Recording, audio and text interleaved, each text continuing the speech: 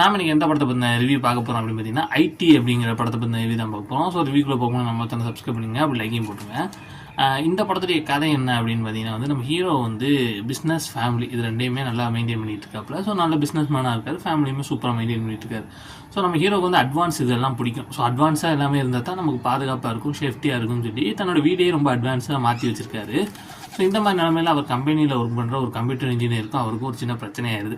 வெளியே போடா அப்படின்னு சொல்லி அவர் தொத்தி விட்டுறாரு. ஸோ இதனால் கடுப்பார் அந்த கம்ப்யூட்டர் இன்ஜினியர் இதை என்னையவே இது பண்ணுறியா, ஒன்று என்ன பண்ணுறேன் பழி வாங்கணும்னு சொல்லி இவர் வீட்டை அட்வான்ஸாக மாற்றி வச்சிருக்காருல்ல. ஸோ அதை வச்சு இவரை பழி வாங்கணும்னு சொல்லி களத்தில் இறங்குறாரு, அவர் கம்ப்யூட்டர் மொழியை பயன்படுத்தி பழி வாங்கணும்னு. ஸோ அப்படி என்ன பண்ணார், அதுக்கப்புறம் இந்த பிரச்சனை இருந்தால் தன்னையும் தான் குடும்பத்தையும் நம்ம ஹீரோ காப்பாற்றினாரா, என்ன நடந்துச்சு அப்படிங்கிறத மீதி கதையவே எடுத்திருக்காங்க.